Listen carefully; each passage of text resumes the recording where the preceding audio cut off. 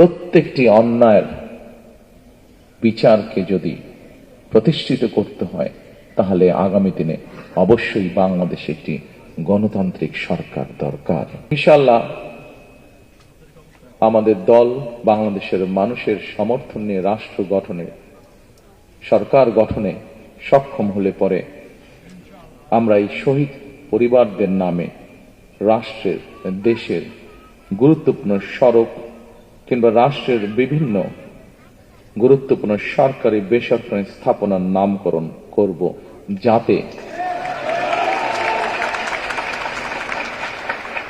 যাতে প্রজন্মের পর প্রজন্ম এই শহীদদেরকে গৌরবের সাথে স্মরণ রাখতে পারে।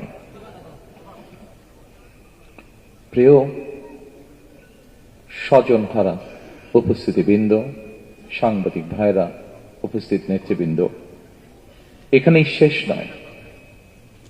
রাষ্ট্রীয় সহিংসতার শিকার পরিবারগুলোর প্রতি সাধ্যমতন রাষ্ট্রীয় সহায়তা হাত বাড়ানোর প্রয়োজন রয়েছে বলেও আমি ব্যক্তিগতভাবে বিশ্বাস করি।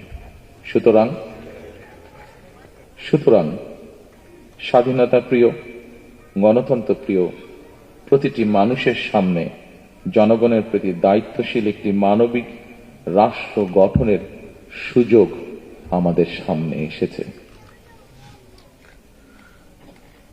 কেউ কেউ বিভিন্ন রকম কথা বলে একটি অবস্থা তৈরি করার চেষ্টা করছে, যেখানে এই গণতন্ত্রের পথ যে তৈরি হয়েছে সেটি যাতে বাধাগ্রস্ত হয়। আমি অনুরোধ করব আপনারা, এবং আমি অনুরোধ করব বাংলাদেশের দলমত নির্বিশেষে প্রতিটি মানুষ যারা গণতন্ত্রে বিশ্বাস করেন, সেই প্রতিটি মানুষকে আজ সজাগ থাকার জন্য, যারা বিভিন্ন উসিলা দিয়ে বিতর্ক তৈরি করে গণতন্ত্রের পথকে আবার নষ্ট করার বা ব্যাহত করার চেষ্টা করছেন, তারা যাতে সফল না হয়। প্রিয় স্বজনরা, উপস্থিতিবৃন্দ, এবার যদি আমরা একটি দায়িত্বশীল গণতান্ত্রিক রাষ্ট্র এবং সরকার গঠনের সুযোগ হাতছাড়া করি, তাহলে গণতান্ত্রিক আন্দোলনের আমাদের যে শহীদ, সেই শহীদদের প্রতি জুলুম করা হবে, তাদের আত্মত্যাগের প্রতি অমর্যাদা করা হবে। যারা গুম শহীদ হয়েছেন, বিভিন্নভাবে নির্যাতিত, পঙ্গুত্ব বরণ করেছেন, 24-এর আন্দোলনে, 5ই আগস্টের আন্দোলনে যারা শহীদ হয়েছেন, যে হাজারো মানুষ যারা বিভিন্নভাবে পঙ্গুত্ব বরণ করেছেন, প্রত্যেকটি অন্যায়ের বিচারকে যদি প্রতিষ্ঠিত করতে হয়, তাহলে আগামী দিনে অবশ্যই বাংলাদেশে একটি গণতান্ত্রিক সরকার দরকার। যে গণতান্ত্রিক সরকার,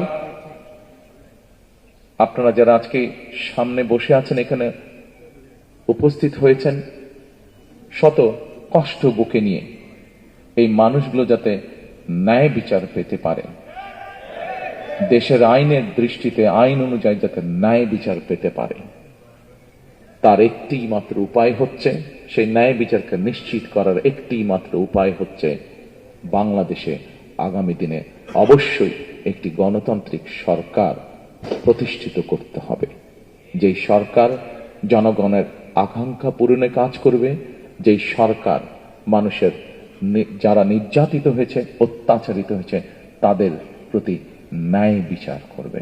আসুন আমরা আজকে সেই শপথ গ্রহণ করি, আমরা আজকে সেই প্রত্যাশা করি।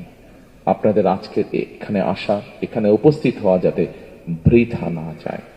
আরো যাতে শহীদ যারা আছেন, শহীদ পরিবার আছেন, প্রত্যেকটি মানুষ সময়